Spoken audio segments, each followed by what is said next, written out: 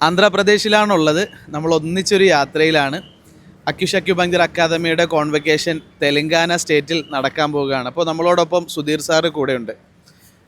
Sudheer sir അക്യുപങ്ചറിലേക്ക് വന്നത് എങ്ങനെയാണ് എന്ന് പലപ്പോഴും ചോദിക്കാറുണ്ടാകും അല്ലേ? അപ്പോൾ എല്ലാ അക്യുപങ്ചറിസ്റ്റുകളെ പോലെയും പലതരത്തിൽ അലോപ്പതി മരുന്നുകളും മറ്റും പല അസുഖങ്ങൾക്ക് ഉപയോഗിച്ച് അസുഖം മാറാതെ വരുന്ന കണ്ടീഷനിൽ മരുന്നില്ലാത്ത ഈ ചികിത്സ അറ്റകൈ പ്രയോഗമായി പലപ്പോഴും ചെയ്ത് നോക്കുന്നതായിരിക്കും. എന്തായാലും സുധീർ സാറിനോട് അക്യുപങ്ചർ പഠിച്ച ശേഷം ഉണ്ടായ ഗുണങ്ങളെക്കുറിച്ച് നമുക്കൊന്ന് ചോദിക്കാം. അക്യുപങ്ചർ പഠിച്ച ശേഷം ലൈഫിലുണ്ടായ മെച്ചം, വിവാഹം, കുട്ടികൾ, ഇവരുടെയൊക്കെ വിഷയത്തിൽ അക്യുപങ്ചറുമായി ബന്ധപ്പെട്ടുണ്ടായ ലാഭം എന്തൊക്കെയാണെന്ന് പറയും? ജീവിതത്തിൽ അക്യുപങ്ചറിൻ്റെ മുമ്പും ശേഷവും എന്ന രണ്ട് രീതിയിൽ കൃത്യമായി വേർതിരിക്കാൻ പറ്റുന്നൊരു ജീവിത അവസരം കിട്ടിയ ഒരാളാണ് ഞാൻ. ശരിക്കും പറഞ്ഞാൽ വിവാഹം കഴിഞ്ഞതിന് ശേഷമാണ് അക്യുപങ്ചർ പഠിച്ചത്. വൈഫും പഠിച്ചു. വിവാഹം കഴിഞ്ഞ് അക്യുപങ്ചർ പഠിക്കുന്ന സമയത്ത് മുതൽ ശരിക്കും എക്സ്പെൻസ് വല്ലാണ്ട് ജീവിതത്തിൽ സാധാരണ ഇതിൽ കല്യാണം കഴിഞ്ഞാൽ എക്സ്പെൻസ് കൂടുകയാണല്ലോ ചെയ്യുക.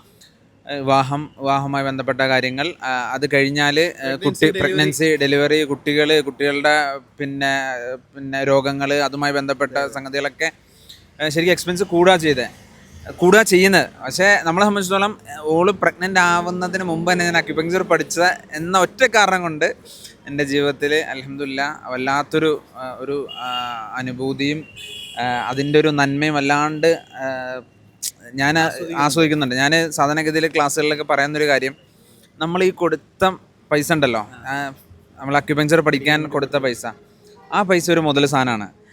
എന്നെ സംബന്ധിച്ചോളം ഞാൻ ആ വിഷയത്തിൽ കൊള്ളലാഭക്കാരനാണ്. കൂടുതൽ ലാഭം അക്യുപങ്ചർ പഠിക്കാൻ മുടക്കിയ പൈസയേക്കാൾ കൂടുതൽ കിട്ടി. അതിൻ്റെ രഹസ്യം എന്താ വെച്ചാൽ, വൈഫും ഈ അക്യുപങ്ചർ പഠിച്ചു എന്നുള്ളതാണ്.